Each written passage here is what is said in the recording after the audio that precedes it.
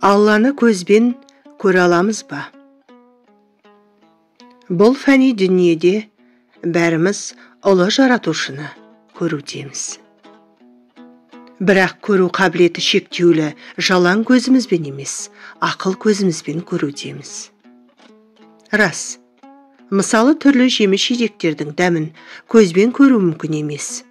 Бірақ тілімізде орналасқан дәм тату түйіршіктері арқылы сеземіз. Оларды бір-бірінен ажыратамыз. Дыбыстарды, әртүрлі иістерді де көзімізбен көре алмаймыз.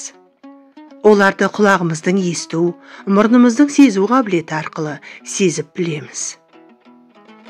Міне, дәл осылай біздер жан-жағымызды қоршап жатқан, өздігінен пайда бола алмайтын мына сансыз таңғажайып жаратылысқа қарап, ұлы жаратқанның бар екенін, бір екенін, құдіретін түсінеміз.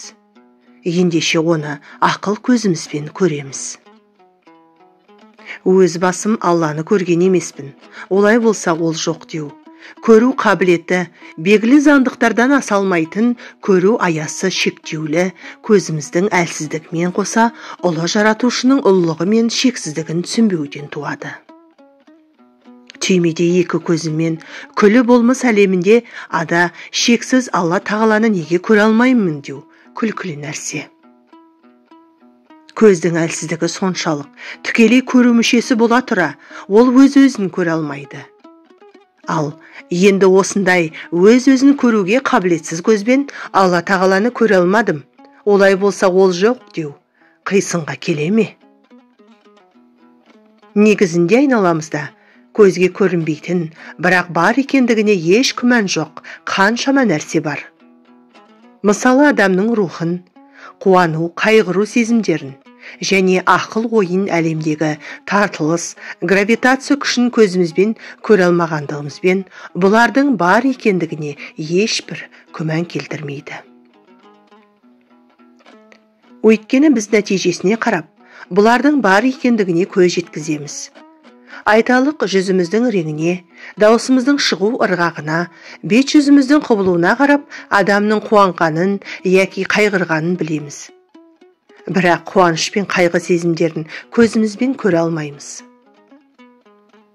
Көзбен көру үшін көрінетін заттың қарсы алдыңда тұруы және оның материалдық нәрсе болуы шарт. Демек, көзіміздің көруі осы тәрізді бірқатар заңдылықтарға тәуелді.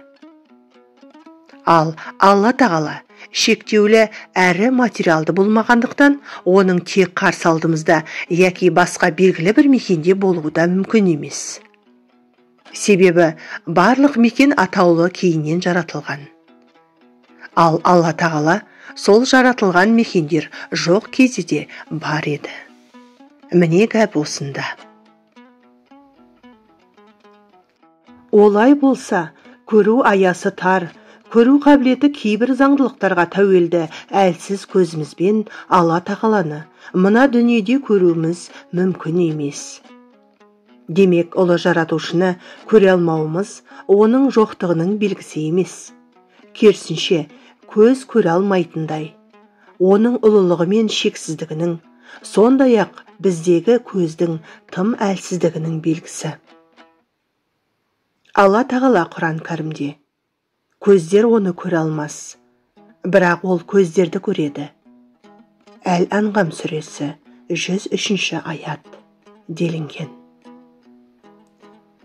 Алла тағала бізді бұл дүниеге өзін мына жаратылысқа қарап, тапсын, танысын, білсін, өзінің құдіретінің, шеберлігінің, ілімінің алдында таң қалып, бас иісін, құлшылық етсін деп сынақ үшін жіберген. Ал енді бізге ерекше көру қабілетін беріп, бұл дүниеде өзін көрсетер болса, бізді бұл дүниеге жіберуіндегі сын сынақтың мәні болмас еді.